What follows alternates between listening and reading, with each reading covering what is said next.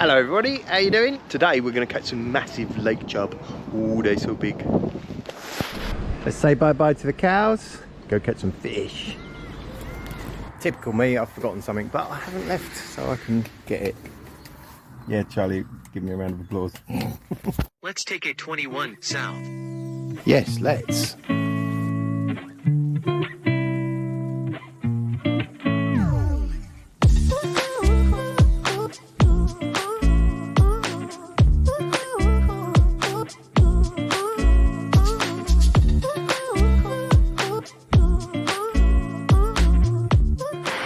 Whilst I'm here, just come over the River Tees. Never fished it, I like the look of it. Another little river to explore another day. Watch out for that video, it's coming.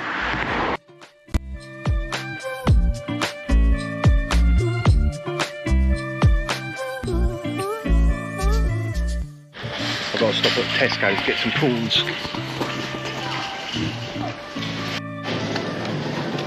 Here we go. King prawns, try not to eat them all. Yeah, I'm quite looking forward to this. This is going to be good. Last time I went down there a couple of years ago, I think it's in a video back here somewhere, I was feeding small bits of meat and I hooked 3 or 4 carp during this session and I couldn't handle them and I lost them.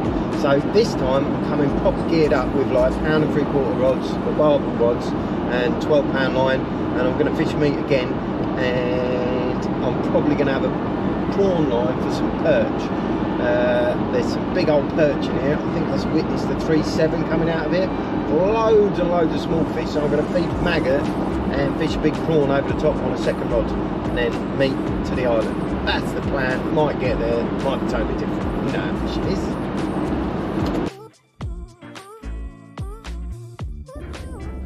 You've arrived at your destination.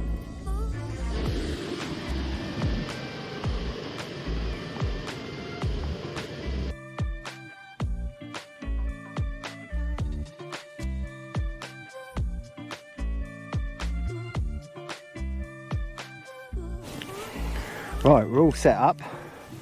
Do the important thing for an old man like me. Get my glasses on. So make the first cast. Yeah. Right, let's go.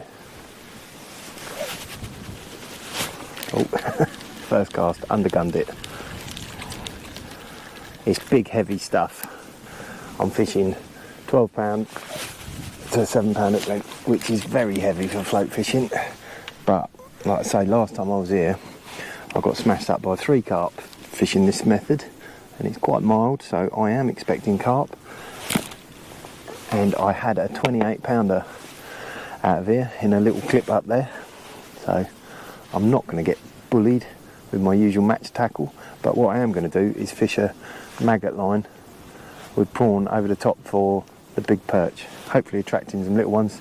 Just feeding out of hand. Going to have it at, you know, like 10 o'clock, fishing at 12 o'clock, so I can see both floats. And yeah, see how we get on. Big chub. I'm hoping for at least 1 6-pounder today. It's about 3 foot deep out there and 3.5 foot, and I've got a number 8 on the bottom and 3 number 6s. I was a bit worried about the toe because the wind's coming, but the wind's coming across my back. I was thinking it might be coming that way a bit more, but it's coming across my back, so the toe's not right and the float is just holding nice out there, which is really good. Really good. Just going to feed 3 or 4 cubes every now and then, not too much. I've got to be really careful not to feed it too close to the island, albeit the islands, there's no real snags. There's 1 snag over there on that side of the island, but that side's clear. Just don't want them to go round. But like I say, I've got 1 3/4 test curve rod, 12-pound line, 7-pound bottom, 14 or a 12 barbless hook, just a bit of 10mm meat. You guys have all seen my 10mm meat. I'm a bit of a meathead, meat and maggot head. Speaking of maggots, if you want any maggots, go to Medway Tackle. Medway Tackle kindly support me, and yeah, they supply the best maggots in the southeast. Just had a bite then. Might have been a line bite. But that's encouraging. I want line bites.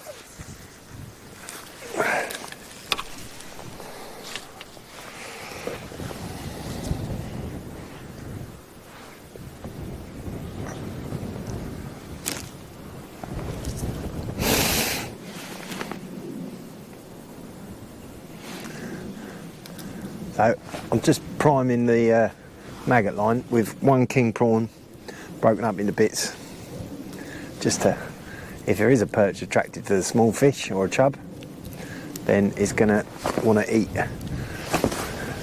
the prawn. I'm breaking it up into little bits just because it's £5 for a bag of prawns. Way too expensive. Nightingale's Fishery really is a lovely spot. It's right overlooking all the Romney Marsh and down to Dungeness. It's beautiful. Something I'm already thinking about is a bigger float, because the wind, this big strong line, I need a bigger float to get out there, so I'm going to change that over in a minute. And I'm also thinking, I was thinking it's a warm wind that's blowing against the island, going to bring some food into it, but it's might be better in the lee of an island. Albeit I've had one line bite. I'm not expecting loads of bites, and the float's sitting there nice, but I'm half thinking this, it's very shallow, this water. Albeit I can't imagine there's going to be a thermocline in 3-4 foot of water, but it does face south, so the bit that's in the lee is out of the sun, so don't know. Mine's going into overdrive, overthinking it a bit probably. Right, the old Matt saying, if you think it, do it. Let's change that float. So at the moment I've got a, what is it?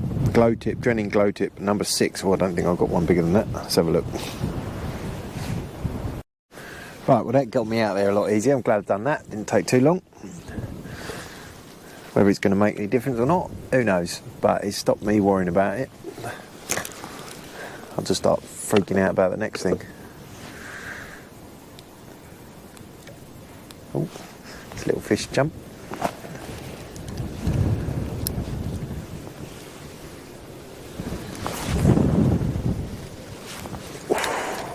That was close. Nearly put it in the bushes then. Wind got behind that one.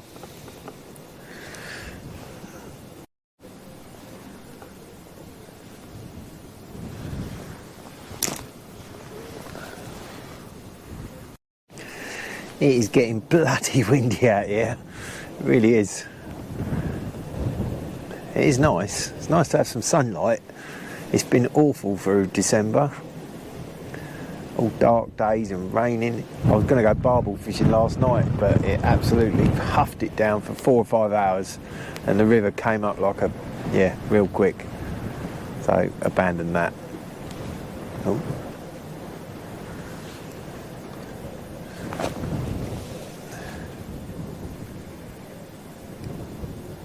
I'm not quite sure how long I'm going to give this till I change the tactic. I think I'd need to set up the other rod and get 2 rods out there.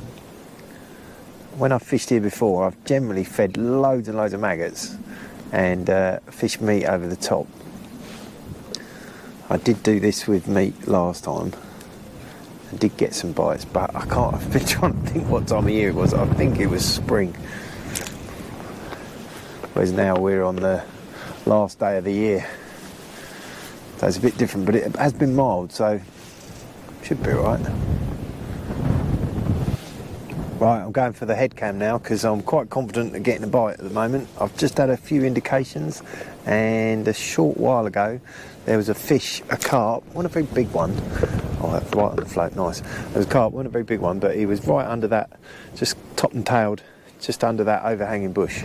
So I'm anticipating getting one. Yeah, and there is my first fish. Hey, can feel it in your bones. I don't know what it is.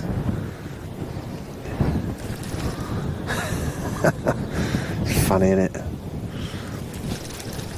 I don't know if it's a carp or a chub.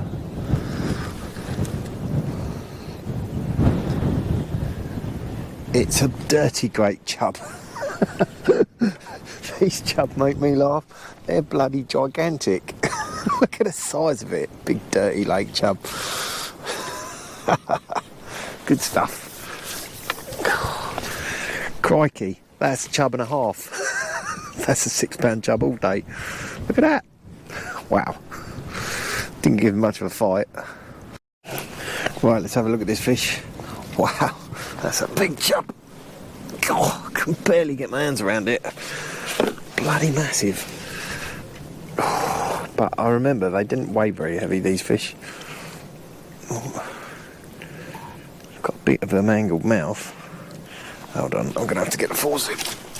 I think that might be a PB chub. Right, we've got him in the bag, got the hook out. 0 to scales.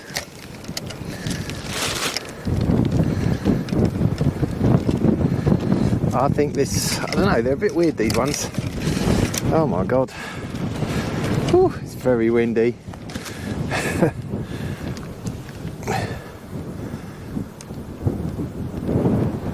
£6 2 ounce.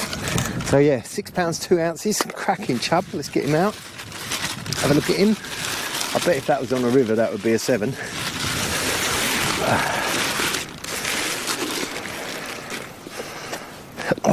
Actually, he's prettier that side. Absolute beast of a chub. Let's not do any chub juggling. But yeah, £6 2 ounces. Come down here if you want a £6 chub. This is probably the easiest place to catch a £6 chub. They're not as prestigious as on the river, but they're still lovely fish. And it's funny how I knew I was going to get a bite then. I'm going to lose my weigh bag in a minute. But yeah, £6 2 ounce chub. What a cracker. Let's see if we can catch a carp. £20 carp would be a great brace, wouldn't it? Put it back. Here we go, Mr. Chub Chub. Proper chub. Hey? I don't know how they got in here, but they're nice fish. Here he goes. Great. Right, it has got ridiculously windy. So, little thing I've changed. I've set up the second rod and I've put the second rod. That's floating straight on the island. I've put the second rod on the it's slightly lighter line. It's an £8 line. I've got that on the further rod, and a really strong rod I've just got down here with a prawn, hoping for a perch, because there's some big old perch in here. But weirdly enough, there's quite a bad undertow under there, which on a shallow lake like this with this sort of wind doesn't surprise me really. So the float's actually coming back this way, despite dragging a foot on the bottom. So yeah, so that one I've gone back to the original float, and £8 line with a £7 bottom. Oh no, £7 bottom out on the island swim, because that slightly thinner line has made it a lot easier to cast over there with that lighter float. And so I'm burying the line, and hopefully it should all work. That's the plan anyway. Whew. I do hope the sound's okay on this video. Bloody hell, it's windy. It's getting worse. It's getting worse by a long way. I do like a good wind, but I always worry what it brings. It's going to bring something wet and horrible. I can see it coming though. I've got a good view here. I'll give you a pan around later. It's quite a sight here. Right, it's absolutely started to lash it down. So I've decided to take a break to show you the great facilities of this place. Look, we've got a communal toilet, and it's one of the nicest toilets you could possibly see, even with a copy of the Freshwater Informer. So I'm going to browse through the Freshwater Informer and hope the shower passes.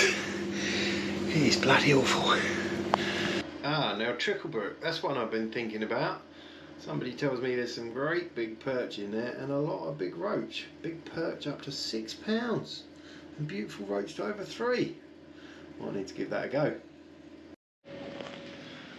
Well, that was an enjoyable read. Is it safe to come out yet though? Oh, it's better. I can see some sunshine over there. The wind's eased off a bit actually. I think I'll give it 5 minutes. Right, I've escaped out the toilet.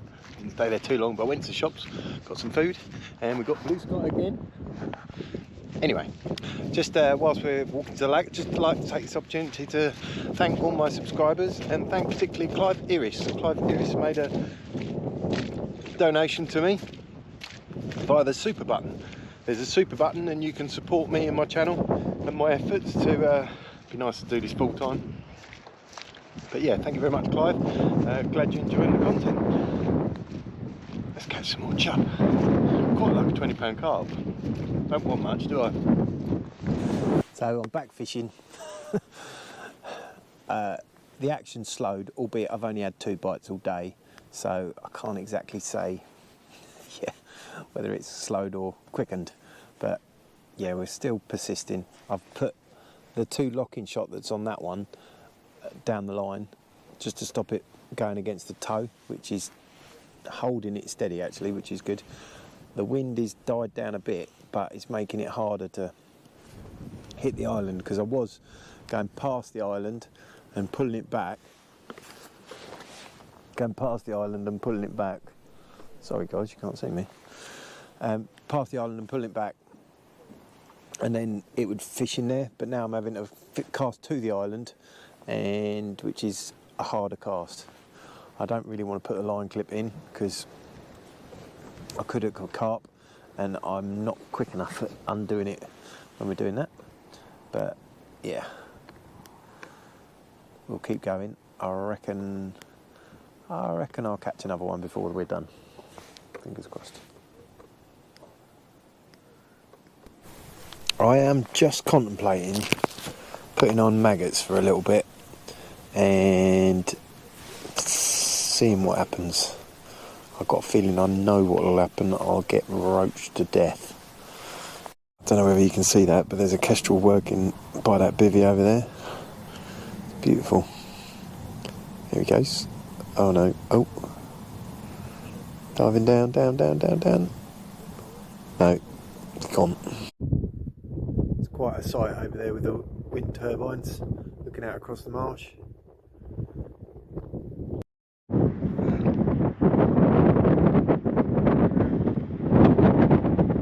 Something I'm just going to change, and a little tip. I'm sure you guys are aware that you can change tips, but rather than felt tipping them over, I just put a bit of float tubing, because we're always carrying a bit of float tubing around. And then I know you can change the tips, but well, it's easier just to put a tip over the thing. Plus you sometimes lose the tips. You know what I'm like with losing stuff.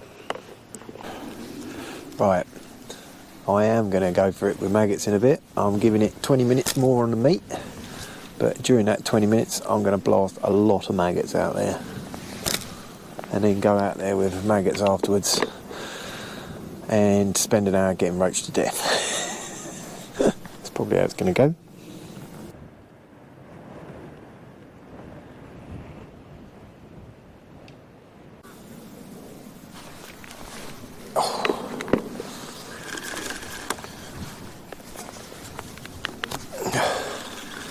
Best cast of the day resulted in a missed bite, which I was encouraging. I might just shallow up a little bit, because I think there's a bit of stuff laying on the bottom. I don't know whether that was just coincidence that I missed bite, or whether there was chub mooching about, eating the maggots, getting a line bite. I've got a lot of line laying on the bottom if I get right over there, and the wind has eased down a bit. So I'm going to take 6 inches off. See if I can get it in that hole again, because that was a perfect cast. That's a little bit shorter. I'm not going to sink the line because it's the wind's not blowing across, so it doesn't really matter.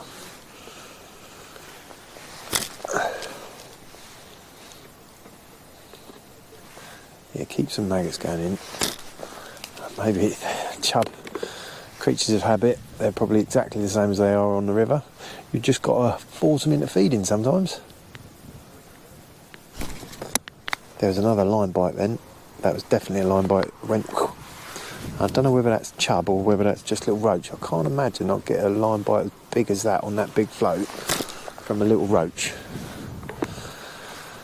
But something's definitely happening out there.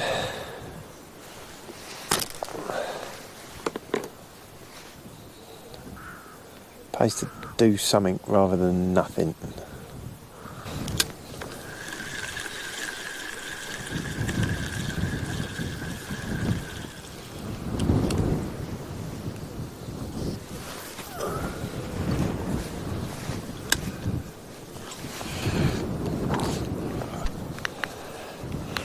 Against my, rightly or wrongly, I have put the float in a line clip and just eased it out a bit at a time, add 4 or 5 casts just to get it in the right spot.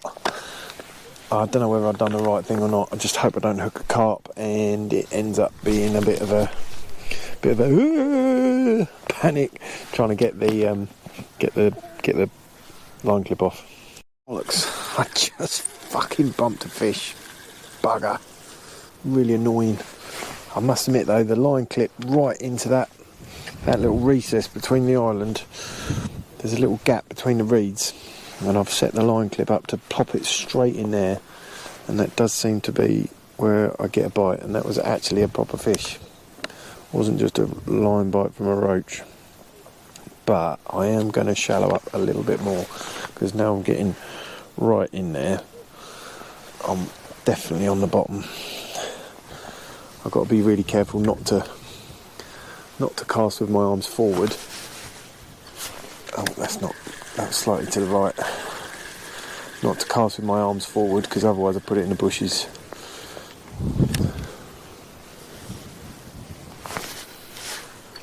That was almost exactly the same place, but we'll go for it anyway. Hopefully we'll get another bite. I haven't actually put maggots on the hook because I'm almost certain I'll get roached out, but I think I have been feeding lots of maggots and I'm almost certain it's doing something. Oh,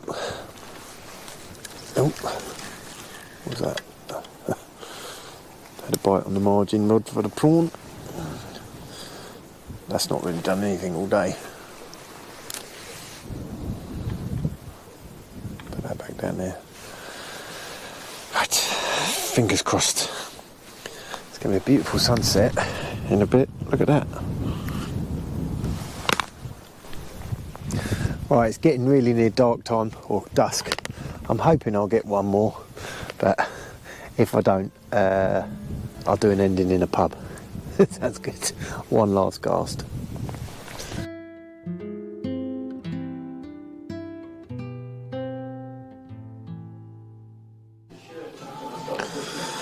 So yeah, session over. Didn't catch any more chub. Ended up getting quite a few quick bites at the end of the session after feeding quite a lot.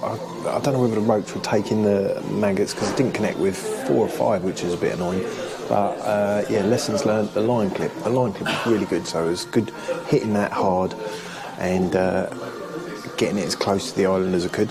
What I did, it took 4 or 5 casts to get it. You just drop it short and then add a foot, put in a clip, cast again, add a foot, cast again until you get it right, and then bosh. I was a bit reluctant to do that because I had been snapped off by a carp once before doing that. Excuse me. But to be fair, in the winter, the chances of getting snapped off by a carp going bananas when the water temperature is only 6 degrees is very slim. Yeah, what else did I learn? Yeah, 12-pound line was no good. Casting out to that island, you needed 8-pound line to get out there, just a bit finer and more refined, and to have more floats, and quite a range of floats, because I did change floats a couple of times and I lost a couple of floats when I didn't get the line right and it went in a tree, which was a bit annoying. Anyway, I hope you enjoyed the video, and yeah, if you want to go down there, Nightingale's Fishery, great place. You've got a book to get in there, and also just like to mention Medway Tackle. Thanks for your support, and I'll see you next time.